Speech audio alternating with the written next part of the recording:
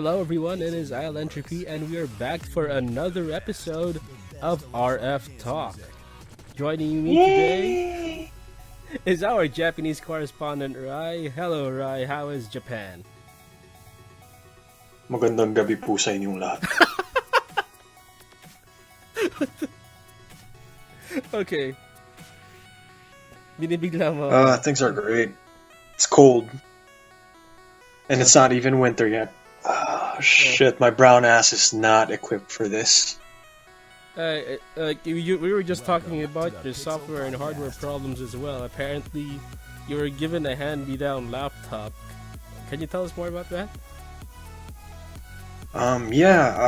This laptop was from the office. They wanted me to have something at home to work with, so they got me this really old laptop. It used to run on Windows Vista, but somebody formatted it and installed Windows XP instead. Japanese Windows XP. When was the last time I heard XP?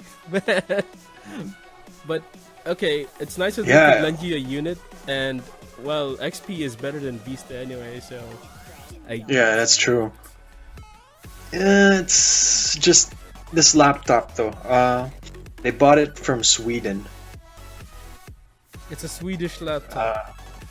It's a Swedish laptop with a Japanese OS.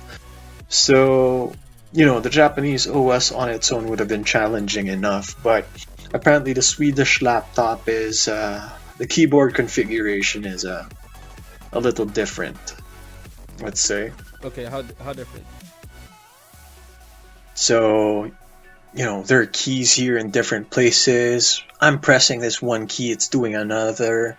It's likely to do with the input settings, probably with the OS. So I could probably configure that to something more to my liking, but I can't read Japanese. Yeah, I managed to set the keyboard to English at least, but the physical input of the Swedish laptop is it's not one-to-one, let's say.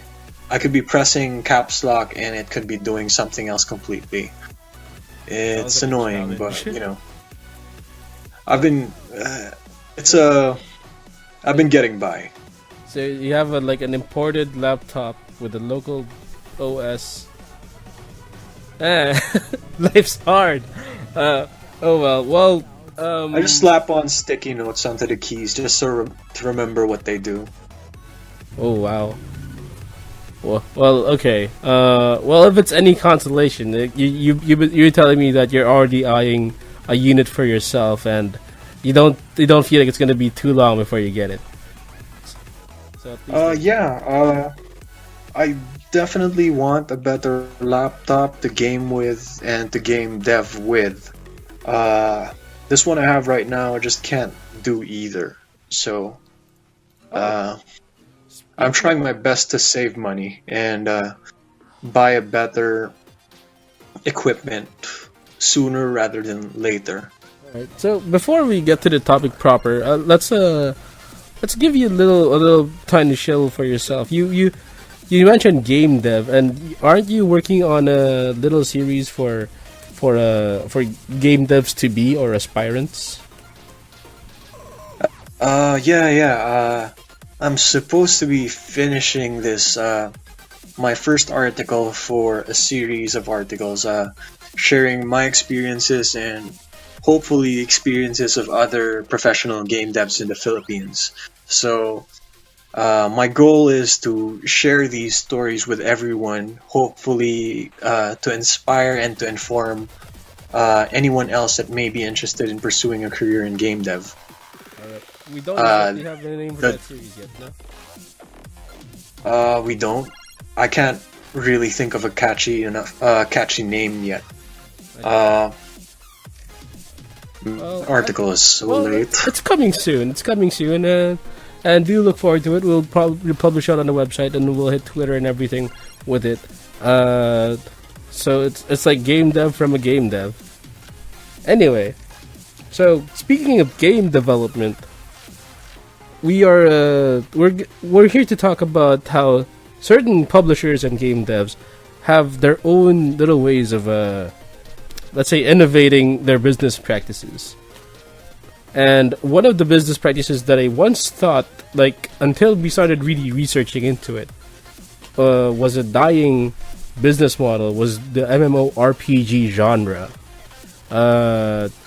Did you catch the whole Ragnarok revival wave? Oh yeah, I think I was still in the Philippines for a month after it came out, maybe 2 months. So for those of you who are like not exactly in up to speed, Ragnarok Online was absolutely huge, like early 2000s in the Philippines, and it was strong for at least 4 or 5 years, like super strong. I wouldn't be surprised if it was strong for like a few more years after that. And after a while, it died out, like all MMOs naturally do. And this year, they relaunched the game, like from episode 1, right? Somewhere along that timeline. I don't know if it was exactly episode 1, but definitely they used an earlier version of the game when it came out. Yeah, and there's kind of a shock to me. Like, MMORPGs are, I believe, like there's only you can only count with your fingers, like how many successful MMORPGs there are out there right now.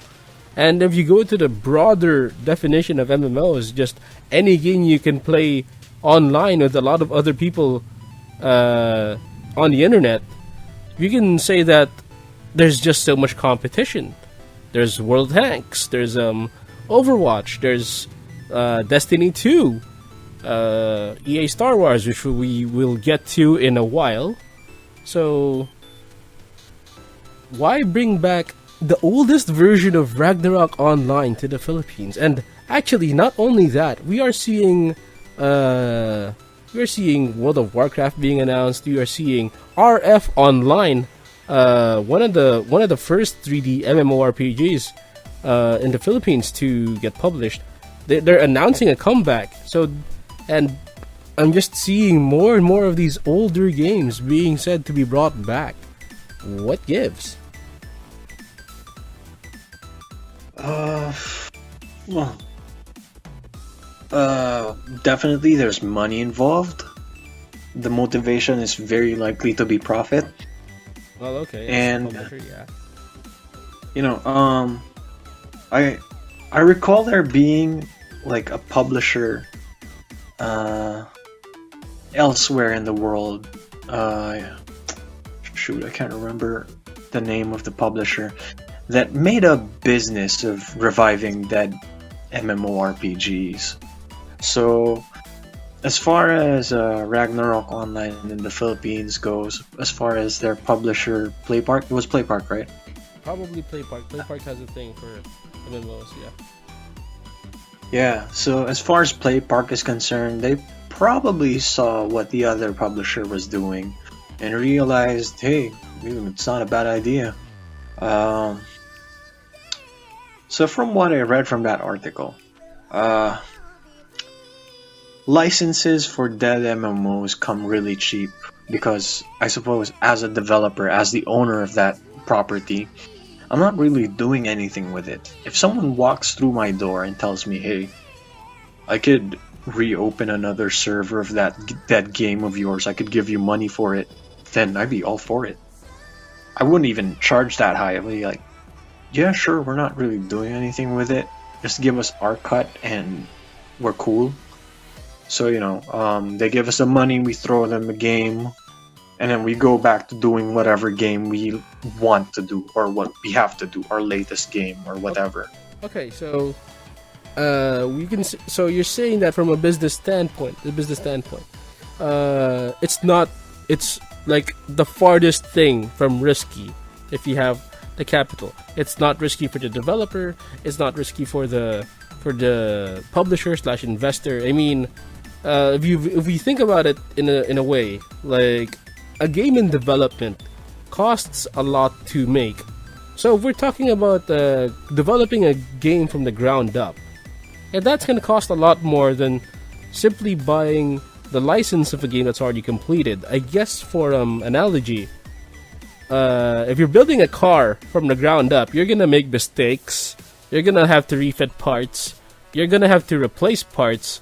And maybe even when it's close to completion, you realize you have to overhaul a certain element of that vehicle versus buying a finished product and just running its maintenance.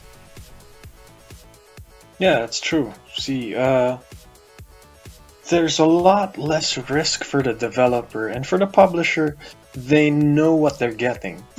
For the audience as well, they know what they're getting. Versus, say, creating an entirely new game from scratch, audiences have no recognition of this brand, let's say. They have no idea what this game is. They don't know what they're walking into. So, as far as me as a publisher goes, promotion is a lot simpler than, say, promoting a brand new game. Okay, if you're saying the promotion is easy, do you think bringing back an old and probably popular enough MMO, because I guess that's our assumption, it was popular enough to bring back, do you think these practices will succeed down the line, considering that according to an interview I was able to dig up in the internet, the executive publishers behind this, they were like saying, okay, let's go back to Ragnarok. They were like saying, oh yeah, we're launching this in several countries, and we want to make it a return of a world championship, the Ragnarok World Championships. So then that takes time. That takes time to develop. You're gonna develop a team. You're gonna develop a competitive scene. That's gonna be at least 2 or 3 years down the line. Do you see this happening at all? I suspect it's a lot of excitement talking. I really don't know if it's actually going to be a thing, right? If it's going to really push through or have all the hype they think it has. I'm not too surprised they want that to happen. With the rise of esports, everyone just wants to have their own stadium event. Okay. And back in its heyday, the RWC was kind of pretty big. Zero Strikes Everywhere, that's what it was. It was... what? Oh yeah, man. That was nuts. Good times. I miss Ragnarok Online, sorta not. You missed the time you know me. we were playing Ragnarok Online, because I stepped into it and then I realized that I'm gonna have to pick up all the loot that I dropped, like all the mouse clicking. Like it's like it's like drinking beer and then suddenly getting the hangover instantly for me. You know. I don't know. I never walked back into it. Then again, my last few years involving Ragnarok Online did not actually involve playing it. I was primarily developing a private server. I didn't actually play anything. My play may have been just fucking around with the players. Great times. Actually, but yeah, since you did run a server, like, how much did it? Okay, leaving the licensing issue aside, how much did it take you to maintain a server? For a server of maybe 200, 300 people strong, it cost me, well, the only cost there for me was the server, the VPN running the game. I didn't really have staff that I'd pay, and yeah, we weren't paying for licenses, we weren't paying for anyone, really. Mostly because we were a private server and on paper it was not supposed to be for profit, so I couldn't pay anyone legally. Okay. So yeah, server cost may have been around 25 US a month. That's And crazy. we consistently covered that and more. So you're saying that it's a low buy-in. What is that beeping sound? Anyway, so you're saying that it's a low buy-in, and at the same time, since the maintenance is cheap as well, you can it's you just have to wait for a few guys who's willing to throw enough money at it, and you can supply a server strong enough for maybe 100 more people, and you're still making a profit. Maybe. Although my server was very bootstrap, very basic. There would actually still have to be recurring costs for maintaining security, for example. Uh, preventing hacks, that stuff. My server didn't have any of those, and those still cost something. Okay. I don't think it would be that high. But yeah, What then? it's not that cheap, but I think you can still cover costs given how some players are.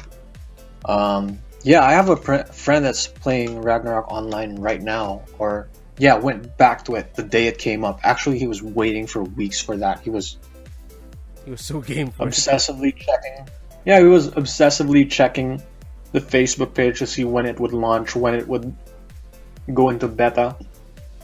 He desperately wanted to be there first, so he could be part of the race to max level, and then get competitive in the guild wars.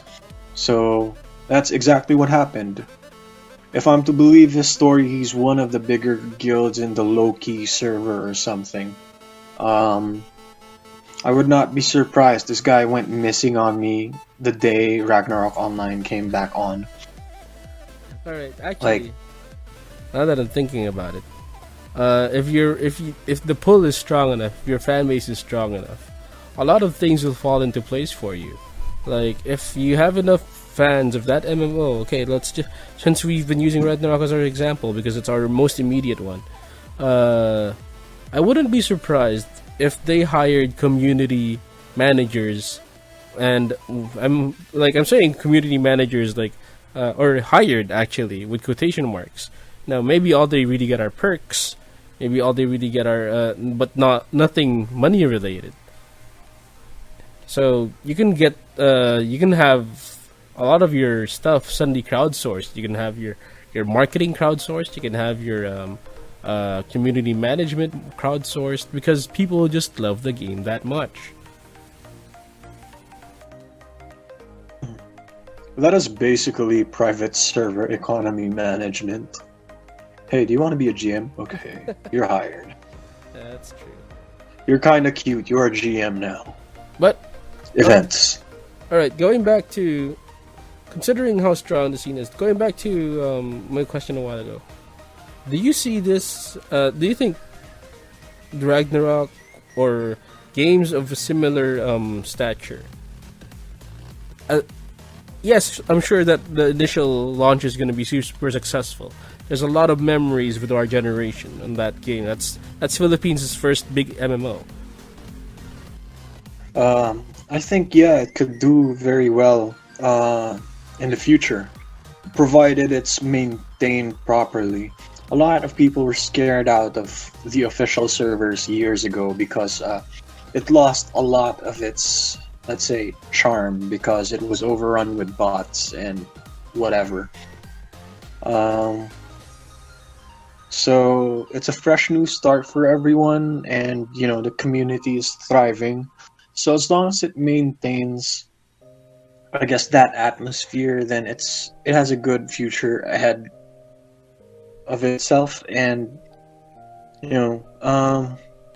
Wait, so I haven't been on the Ragnarok Online private server communities much in the last few years, but when you do think about it, this game came out, what, 2003, 2002? mhm. we were running a private server until 2012 or 2011, maybe. College, yeah, college. Yeah, yeah. College, 2012, 2011, around that time. Mm-hmm. You see, there's a huge gap between when it came out and when we put up the server. We were still hitting a decent number of players then, and we weren't even the bigger server. Yeah, we were hitting at about 100 to 150. I remember. I think we topped out at somewhere at 250, but there were servers in in the range of 1,000, right? Yes, 10,000. Even like 5,000, 10,000, and these were unofficial private servers that don't have the marketing machines official servers have. So I'm just thinking, there's a very strong possibility that there's still a very active market for Ragnarok Online, where I do see it surviving the next year or 3, maybe. Okay. Well, if there's a market, then there's a business. Then there's a business. There's a way to make money. I guess that's Yeah. I mean, I wouldn't be surprised if they see their ROI at year one, considering how low the deployment costs should be. I think it would be more expensive to actually just market the game than actually buy it.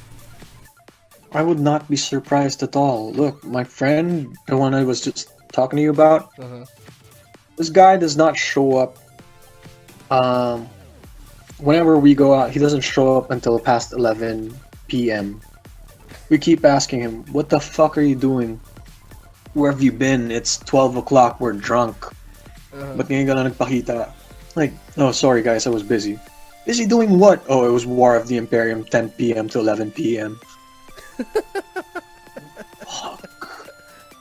Man, the last time I heard War of Imperium, damn, that brings me back.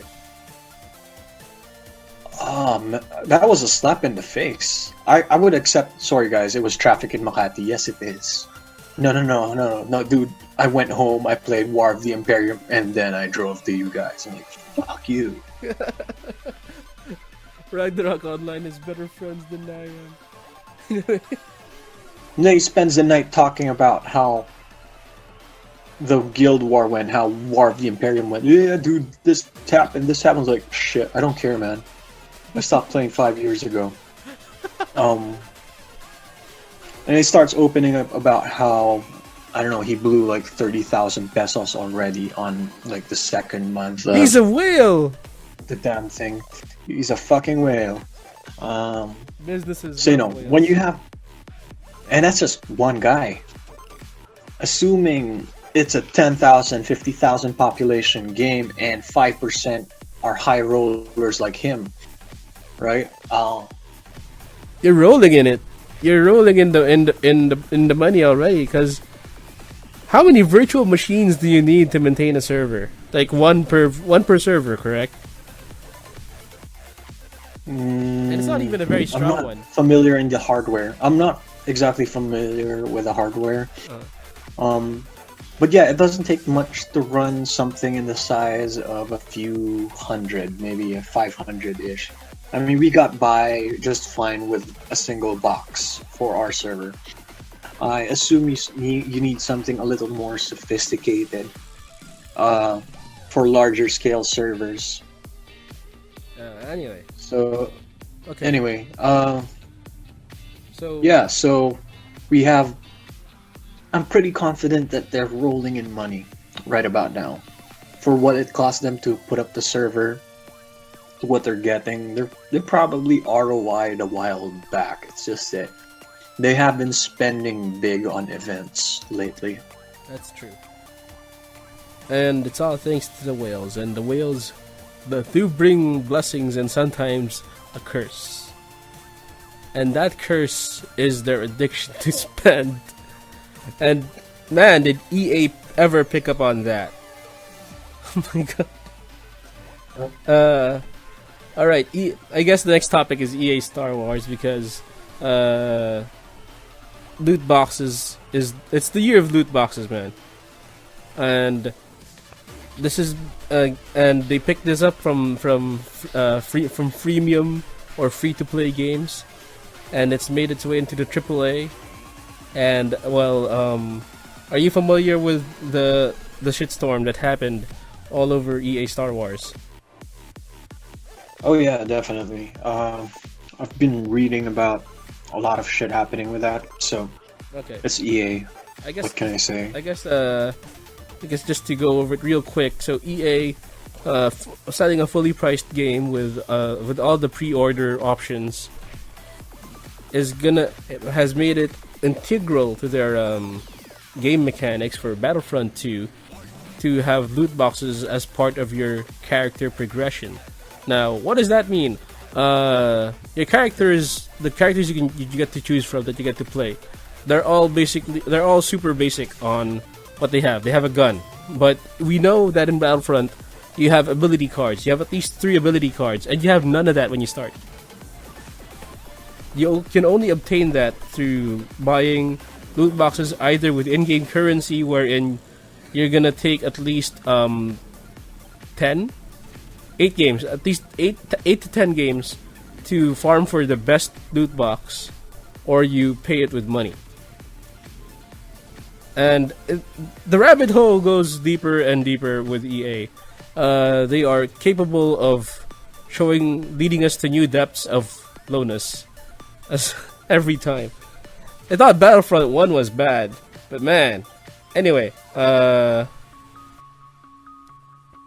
think So, the government has stepped in on this.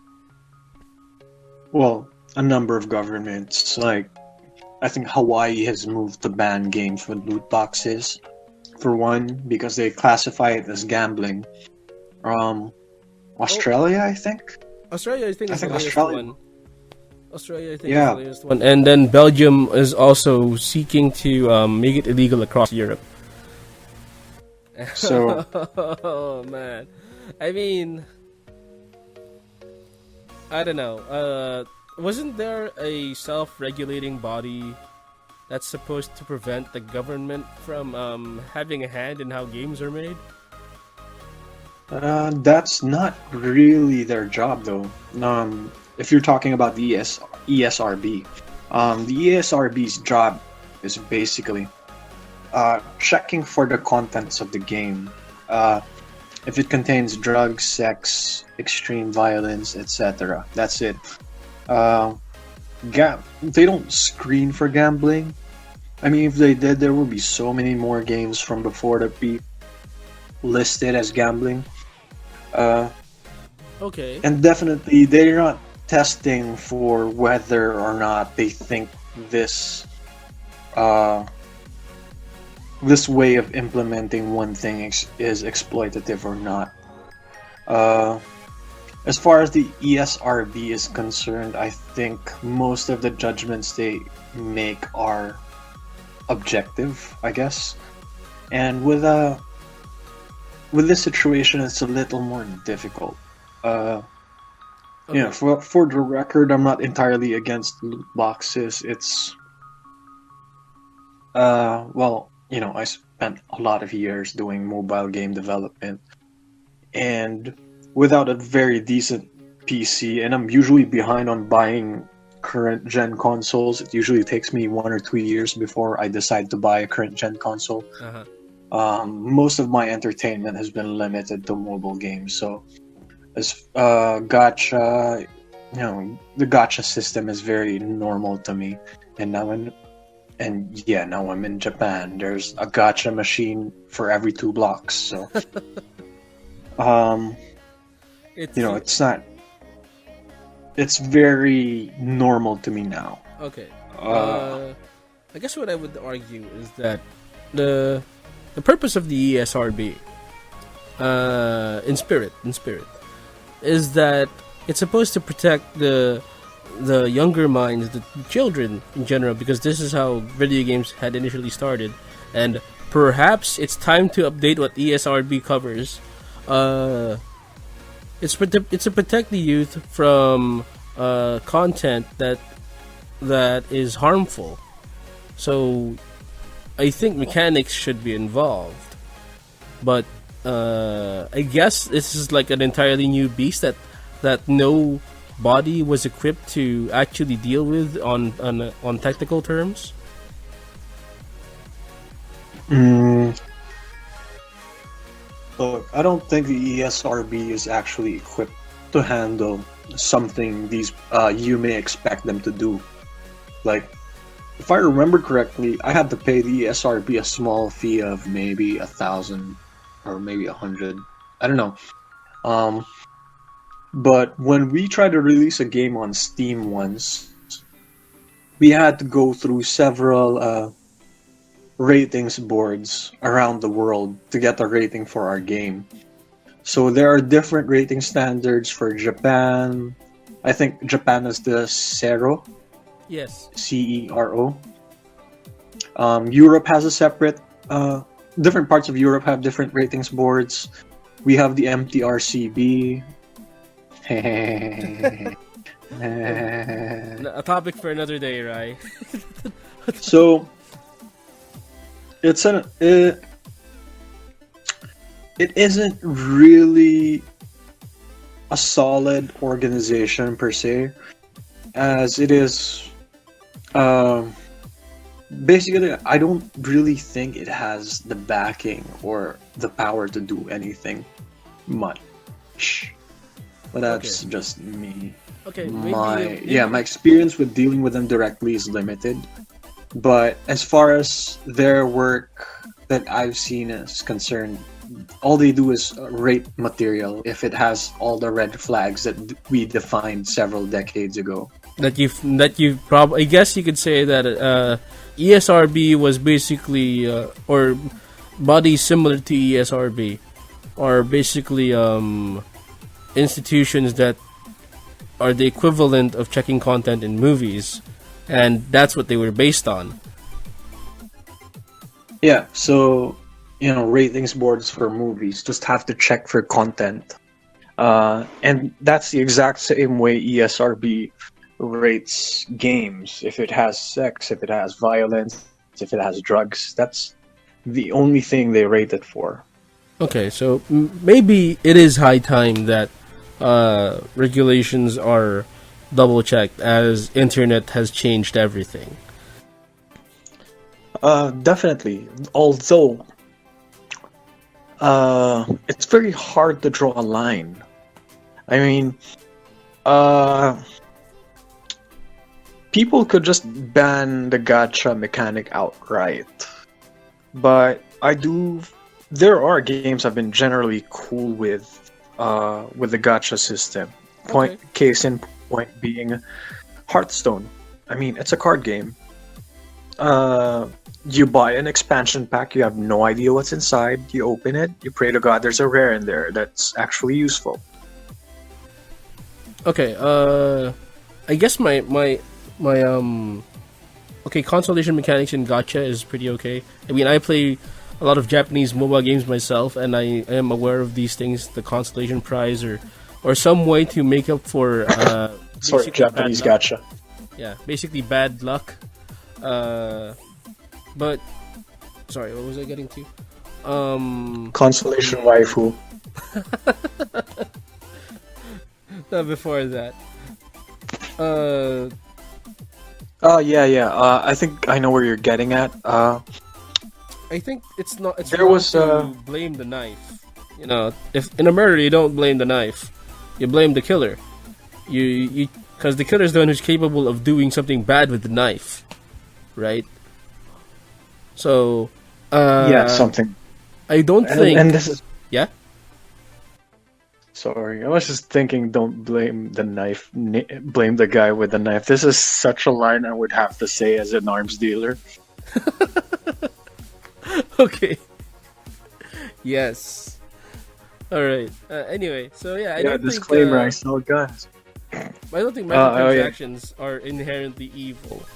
DLC was once viewed as inherently evil, but I don't think so much anymore, considering how games are right now. Like, there's patch updates, there's hot fixes, and DLC isn't necessarily paid for. There's just cases where it's okay or generally acceptable, and there are cases where it's absolutely not acceptable.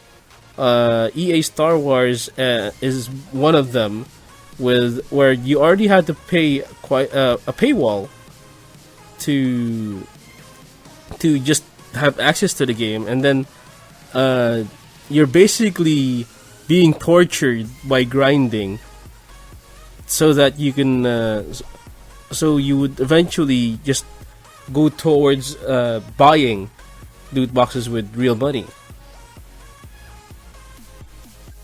Yeah. So, here's the thing. I'm okay with loot boxes. As a mechanic.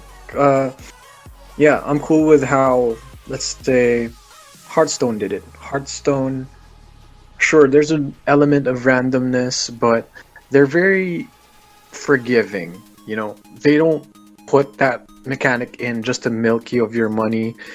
Actually, they have a thingy in place, a timer in place, where if you haven't scored a rare in a while, they'll make it so your next draw will definitely have a rare. Same games like School Idol Festival on mobile, a few other gacha games on mobile do the same thing. It's positive reinforcement, so people keep playing instead of like pissing everybody off because they keep getting shitty stuff. Okay. I thought that was pretty okay, but then again, it's positive reinforcement, so you keep plunking down money. You can read it that way, which is very exploitative then, I guess. No, it's definitely exploitative. Pero I guess my take on that is, if it's a freemium game, they have to make money somehow, and you know what? If it doesn't ruin anybody else's time enjoying the game, let's say it's a competitive game, you don't want the people shelling out a lot of money to be that far ahead of everyone else. It wouldn't be fair. It wouldn't be enjoyable. So, apart from Hearthstone, I do enjoy how freemium games like League of Legends, Dota, do their microtransaction system, or since it's purely cosmetic, or there may be a few items that increase your rate of earning gold when playing games for 3 hours or a day. I think League of Legends did that. Yeah. Which makes grinding easier, but there's still a grind, so I'm kind of cool with that.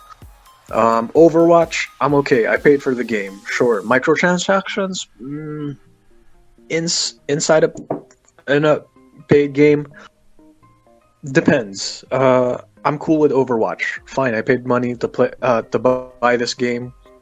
They have loot boxes. It's okay. It's not like I'm getting like game-breaking items or characters. The characters are all available to me anytime I want. Yeah. Okay. I Loot guess boxes are all cosmetics. for Overwatch's case, because that came under spotlight as well for the government. And man, It did? yes, it did, Why? because that's where it started. That's where it started becoming really, really popular. You cannot deny that Overwatch is one of the games that really popularized the gacha system in the West. I mean, No, that's true. you could say Battleborn did it too, but everybody probably doesn't remember Battleborn anymore. Sorry, what? Nobody probably remembers Battleborn anymore. Poor thing.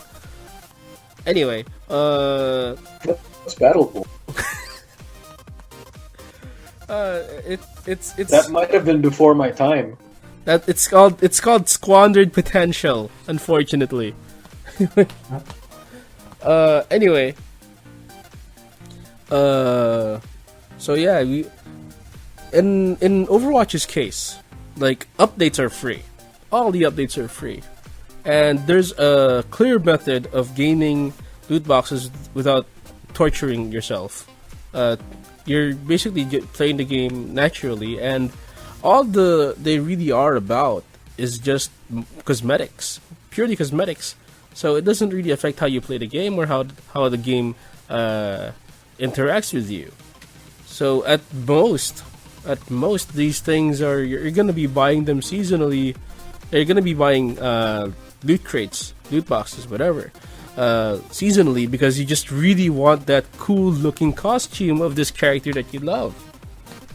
So at least there's a rate of satisfaction in there one if you happen to get it, and it's not gonna be it's not directly linked to how well you're gonna be able to play. Yeah. Although here's the thing I wanted to like ask about. How are loot boxes all that different from, say, grinding for a rare weapon in an MMORPG Okay. The thing with loot or box. Diablo? Okay. All right. Let's assume that all enemies that the action of obtaining items through RNG is automatically a loot box. Right? So this means for games like Diablo, every enemy is basically a loot box. Now, the big difference is generally on the concept of loot box, you don't know what you're going to get at all. Zero know-how on enemies in an RPG game. Like, okay, I want a spear, so I'm gonna look for enemies that I know that drop the spear that I want. And yes, the chances might be small or whatever, but you know that that's gonna come out of one of those things eventually.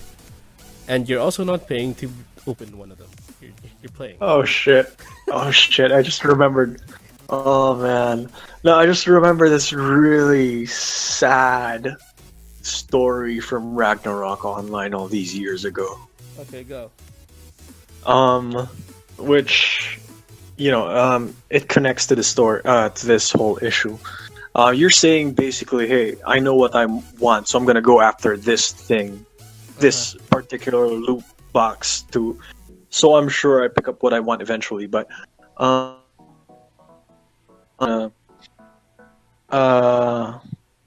drops for monsters and a loot boxes. Actually, developers can rig the code or edit the drop rates, So maybe a skin from Symmetra in Overwatch has a 1 in 100 chance of dropping because, I don't know, maybe this loot box has 100 possible results. Okay. If you remember Ragnarok Online, some items drop at 0.01 chance, maybe 0.001. Yes. Like a fraction of a fraction. So, let me get back to the story. I remember this one time, like way before Philippine Ragnarok Online, I was playing the beta of IRO with some online friends. Online friends. Oh my god. E-friends. Yeah, so they're friends I made in like forums and shit.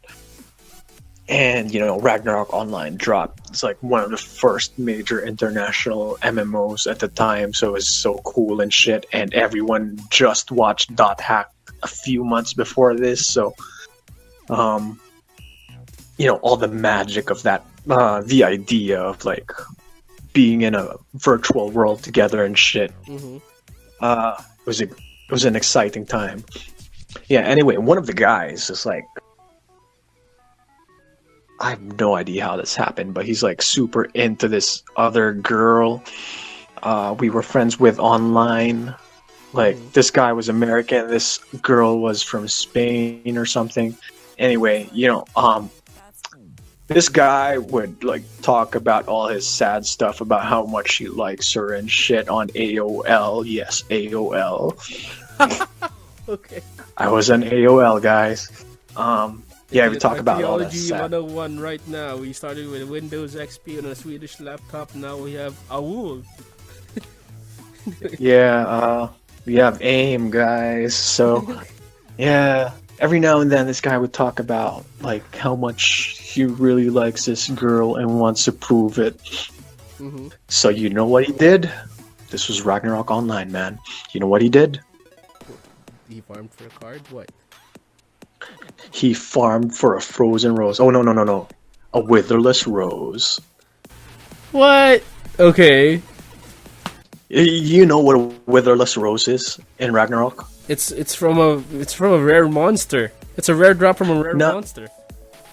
It's a higher chance drop from a strong monster, and it's a ridiculously hard item to drop from common ones. Okay. I just remember the guy was like saying, "I'm gonna look for this item," and then give it to her. I'm like, dude, The cringe. The cringe is so real. Oh god. oh my god, my teens. So All right. Anyway, so getting back to the topic. dude, The thing that is, was the internet, guys. the adolescence of MMORPGs, of many men Dude. online role playing as girls. Pre-Facebook internet, guys. Shit. I'm cringing. I'm like, I'm trying to move on. I'm trying so hard. Anyway, Alright, focus. okay, loot box. In terms of getting what you want, it's a lot easier to control what you want unless you have unless you have the worst luck in the world. In games like Ragnarok Online, Diablo 2, something's beeping. Oh, sorry. Okay. There. Okay. Anyway, yeah, it's a lot easier to control drops or to have a generally be able to manipulate what you want, what you're able to get by farming the right monsters, using maybe drop boost items or something. I mean, in Yeah. more modern MMOs, there are more defined ways of getting that epic item, like through a quest or something. Now, if you're gonna bet on loot boxes, well, that's all you really have. The chances of you getting what you want on a $20 worth of purchase is definitely higher on a $5 worth of loot boxes. But in the end, for every single attempt you make is the same chance, and you pay for each one. That's true, but then again, some games work around that by providing seasonal offerings. Then again, those seasonal offerings are thrown into the 100 other items that could drop from the loot box. So, but that assumes that one loot box actually has a chance of dropping everything. No, Versus- you market your seasonals by making the drops limited edition. Well, as far as I've observed in Overwatch, there's been a very strict algorithm of what drops. Like, from experience, I think, I don't know, every X few games you do land a hero skin for sure. And, I don't know if you've ever had like a long spell not getting a rare drop from a loot box. Nah, I'd say it's about 50-50, I guess. Or 60-40, around those numbers. A lot of designers that work with randomness try not to make it totally random because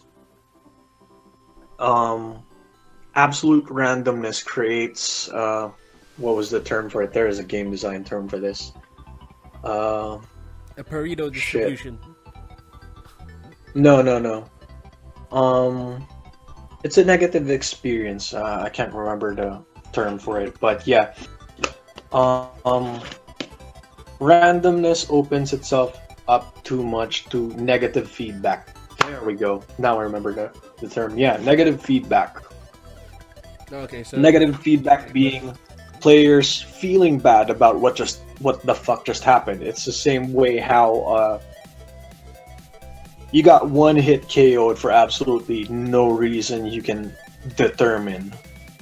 Like, boom, you lost. What the fuck just happened? That's negative feedback. It's negative because the player could not figure out why it happened, therefore could not really challenge the situation. Like, I could not avoid this because I did not see it coming. Okay. Have you seen that viral video of an asshole Mario level where things were a mess? Like, he would hit one thing and then something completely unexpected happens. Like hidden blocks and stuff, like invisible blocks. Yeah, He makes jumps. yeah, I think. Yeah, that one. I think Glocko played it. Uh-huh. I think Glocko has a video of that. That's negative feedback gamified, basically. Like, nothing the player expects to work out actually happens. Like, they look at one thing and then something else completely happens, or despite like multiple efforts, they're not achieving anything at all. Okay, so constantly Like, having your expectations betrayed. yeah, so that's negative feedback essentially. Okay. So any games that have anything to do with chance or that do rely on a lot of chance, most developers do actually rig the system.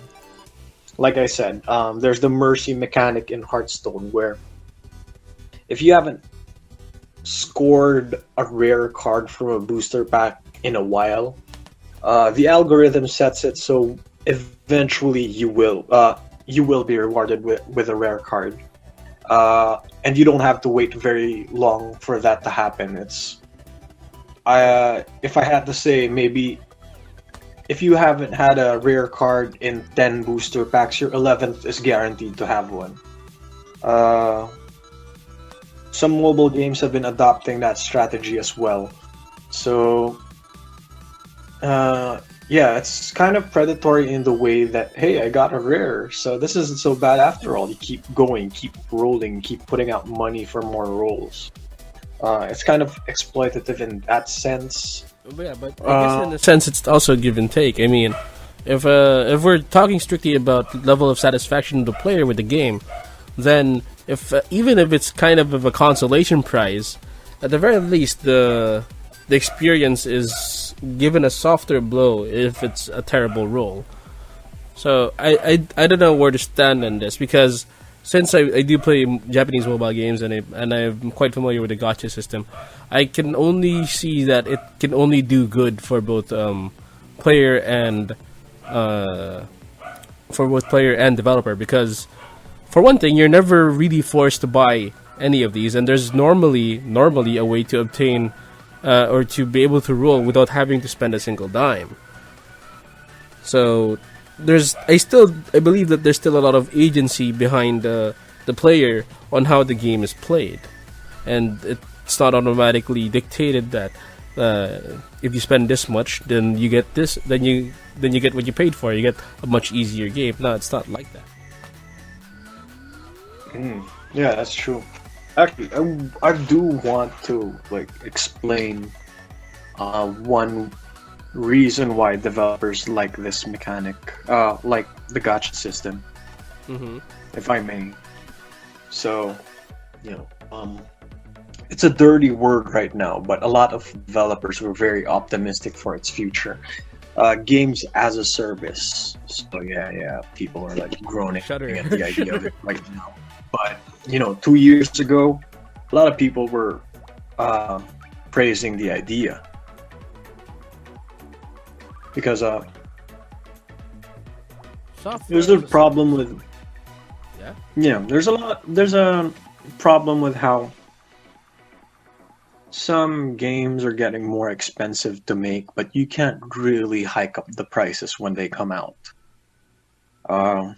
Okay. Likewise, some games are designed to evolve over time. Let's say a competitive game, Dota, League of Legends, where honestly, you could have just bought the game, but I guess with how they envision the game of adding new heroes regularly, it was a difficult proposition to ask players to pay for the game once and only once.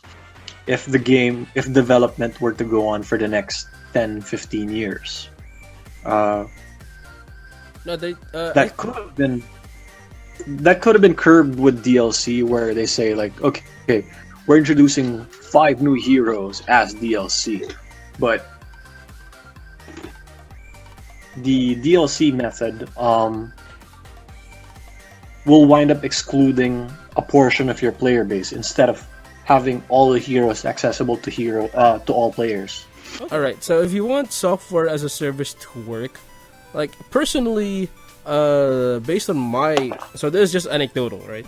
Based on my own experience, I don't feel particularly bad for spending on a freemium game, for example, to give me some convenience after I've played it for maybe a year. Like, I'm willing to put down money for it because I know it costs to develop it, it costs to update it, all that, and this is more of out of appreciation for the game rather than having content held hostage before I can and I only get to play it if I fork out more money. See, there's a difference in dynamic. So yeah, there's that. That's where I was going, where some games are just designed to keep going for as long as they can keep it going. This isn't like, say, an RPG where there's a beginning and there's an end. Same way with MMOs. That's why MMOs actually have been doing microtransactions before mobile games were. Okay. Yeah. Right? I mean, before there were smartphones, there were Ragnarok Online. There was subscriptions. There were subscriptions. Yeah. There were special costume items. Yeah. So, yeah, that's been a thing. That's because these games understand that if updates, if content were to keep pouring into it over time, a one-time payment would not keep it alive. I think a lot of AAA titles are looking into microtransactions precisely because they also feel like developing their games are becoming more and more expensive, and the price isn't exactly going up. You know, well, that's at least my theory. A lot of people are, yeah. I agree to that. In defense of games getting into MTX or microtransactions, I understand. Like, when was the last time I found a game over $60? I don't think I have. Most games are available at $40 to $60 since the inception of a PS3. I think since PS3. So, you add up onto inflation, and you look at how much resources is needed to produce something that looks as great as Battlefront and maybe other games similar to that. Then okay, I completely understand, but I don't. There has to be a more transparent and less insidious way of maintaining costs, or at least coming up with something that's rather fair for both consumer and the publisher. It's a matter of execution, at least as far as I'm concerned. There's been a very predatory culture when it comes to introducing microtransactions, especially from people that ought to know better. Bigger studios, you know, EA, EA. Well, EA and 2K. I heard microtransactions with NBA 2K18 has been absolutely horrible. I've been just reading around, and that's another culprit of like bad microtransactions, apparently. And now we're gonna have a bit of trouble with that because, as we said a while ago, we have governments making inquiries into these practices, and we're all quite aware of how little they understand about how games work. So it's very possible that this is going to stifle the innovations and maybe creative visions of how games are going to be executed in the future if if this goes any further, and I believe it will. A lot of people against microtransactions have very sound arguments against them. Like, this isn't necessary. You can build a proper economy without it. You can probably turn a profit around it without it. It's difficult. Another thing about loot boxes, about microtransactions, is you are selling goods that are that take a little less time to put together than something like full-blown DLC, new characters, completely new areas, completely new campaigns. Those are much more expensive to create versus, say, a skin of a character where you have to edit the mesh of the 3D model, for example, or just change the texture. Yeah, like I said, the content shouldn't be the loot box. That's loot box is more like how we say thank you to the developer. So updates have to be not centered around it. It has to be. Yeah. The updates have to come on their own, and I guess loot boxes are more of sort of a tip jar, where those who bigger tippers get kind of these perks, but that don't really destroy the game's balance. You know? Yeah, definitely. My favorite and the only kind of microtransaction I would voluntarily plunk out money for are skins. Cosmetics. Maybe change up how my favorite character looks like, or boosted experience rate, boosted drop rate, or something. But not actively making the game easier to the point that you made it harder for somebody else. Yeah, so I think another thing that's making it so much more prevalent is Battlefront is a very multiplayer heavy game. It's a very competitive game. I guess there's a lot of games on mobile that do exploit microtransactions in the gacha system, but it's not nearly as competitive an environment as, say, a MOBA or an FPS might be. I mean, have you really bitched about the random Korean dude that has the super rare Love Live waifu you were looking for? Okay, actually, that's a very interesting point. Like, most of these mobile games or that have a gacha system, they're always you're always fighting the game. You're not fighting somebody else. In fact, people that have better stuff than you is good for you because you could make use of them as well. I guess we could say that there's new ways that publishers and companies are looking to. Of course, they want to innovate how they make money. Of course, creating and launching, maintaining games is still a cost, and you're still running a business. But there are some things that you just have to do right. And considering that you, especially for a company like EA who's been in the game for so long, they should know exactly how to. They've been dropping the ball for so long. Yeah, they've been dropping the ball again and again, and this time they dropped the ball on a beloved IP, a very, very beloved IP, Star Wars. They're a big machine. They're a big machine that's been able to fuck up constantly. In so it's many just that fronts. Yeah. they fucked up with the big Disney machine, so now they're in more shit than they can handle right now. That's true. So, like, they fucked with the wrong guy. Okay, to again, to the defense of game publishers, maybe it's time to raise the price of games. Maybe it is, because how long has it been stuck on the $60 mark? When was the last time you picked up a PS3 controller? Right? I'm terrified. I'm afraid of a price raise. Yeah, I'd be pretty terrified of that. I mean, okay, I have a, we bitch and moan I'm a about grown it. ass man with a Yeah. yeah, I'm a grown ass man with a fixed budget for games. I do $60 kind of hurts for me when you know When it drops. uh yeah, when it drops, because I've got bills to pay. I've got other things to take care of.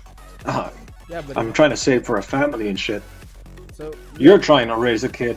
true. But if they're gonna hold content hostage for in exchange of maybe a single loot box or maybe 100 loot boxes, then in the long run, I'm just gonna be spending more just for getting less, right?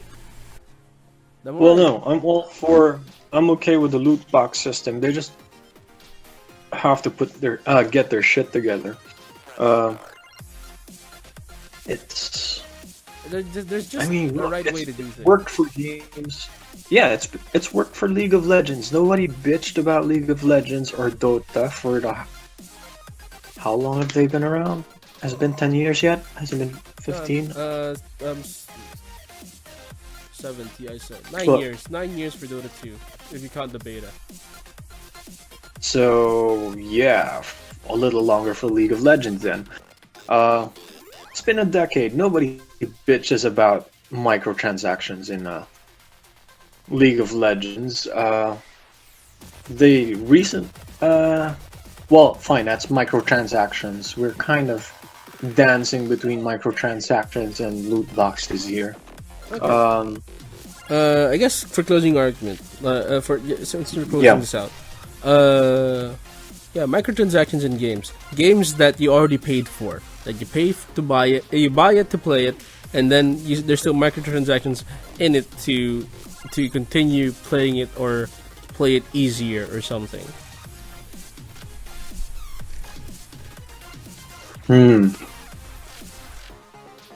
Well, here's the funny thing about microtransactions in those games. Mm-hmm. You pay for a random chance at the playing advantage. We didn't get to that. It's just yeah, no, that I kind of touched on that. So yeah, that's the thing. So- Like it's not that you get what you paid for. You pay so you pay. That's it. No, you pay for more chances at getting what you want. So is that would we? I suppose we consider it fair that they don't get what they want right away, or is it still unfair that they were able to roll 100 loot boxes and we were able to roll just one in a span of an hour because they had money to throw out? Huh. Okay. Kind of gray area there because somebody paid premium to get the convenience. Because that's basically how it works. They're not getting Darth Vader off the bat, but they have a higher chance of getting Vader. Now, it's what sucks about this entire situation. The only way to get Vader is through a gacha system. Diba? Well, I think that's my only gripe about this. What- Like, I have no qualms about the guy putting out $100 for loot boxes. I have no qualms about the loot boxes. My biggest problem, and I think this is where this was where we're getting at, is it's fucking Darth Vader yeah, in a Star Wars game. Okay, for clarity, you don't exactly get Vader off the loot box. You need to pay for his credit amount, and you can get credits off the loot box in EA Star Wars. So it's a faster way to get there. Definitely a faster way to get there.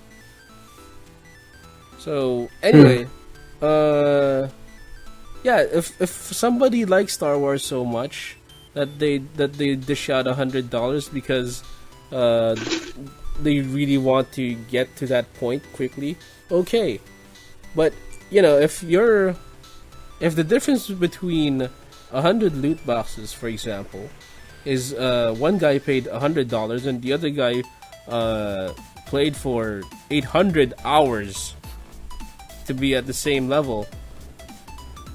Like, maybe that's not a very fair balance of how you obtain things.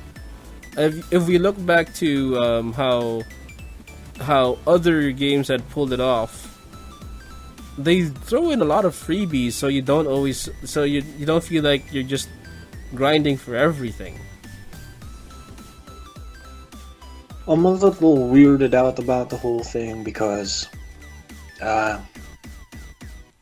there are games like, I don't know if Dota you can buy. I don't know. Dota has all the heroes out. League of Legends has this thing where you can buy the hero to unlock it permanently instead of relying on the weekly rotation. Okay. So it's essentially the same as farming loot boxes to buy that rare hero you wanted, except that I guess the difference there is with Star Wars, you could throw out $100 and you're still not sure you'll have enough credits to buy Vader. Versus League of Legends, that these heroes have fixed values that have monetary equivalents too. Like if you throw out 500 pesos, you know you can get this skin, this hero exactly. Okay. With Vader, since it's RNG, you don't know if you're getting 10 credits or 1,000 from a loot box. Okay. Yeah. So I agree. I understand how that's frustrating. So yeah, it came down to execution. It was dirty. It was messy. It was really damn stupid. But it was insulting. I would say insulting. That's what I was. Anyway, so yeah, again, it's not the knife's fault. It's somebody just decided to stab people that way, I guess. I'm pretty sure that's the NRA's motto. But anyway, yeah. Guns don't kill people, people do. So, moving on from that, I guess it would be proper to come up with a comparison. I'm probably gonna write about this, a comparison between how companies do it right and do it wrong when it comes to these kinds of mechanics. Why am I so cool with mobile games that can literally drain you of money if you're that hooked onto it, versus EA Star Wars or similar games that rely on that mechanic, and I burn with the passion of 1,000 suns kind of thing. So do look forward to that. I'm probably gonna come up with something like that in the near future. Again, yeah, that's all the time we have. So thank you again for joining me, Ry. I think our next episode will be about, well, we only have one subject right now. It's about guest characters in fighting games. That's gonna be guest characters in fighting games. Good times. That's gonna be a thing. I'm not sure how long that's gonna be, so I might need another one. Anyway, that's it for tonight. Thank you all for joining us. Thank you, Ry, for joining me again. Good night, guys, and see you at the next one.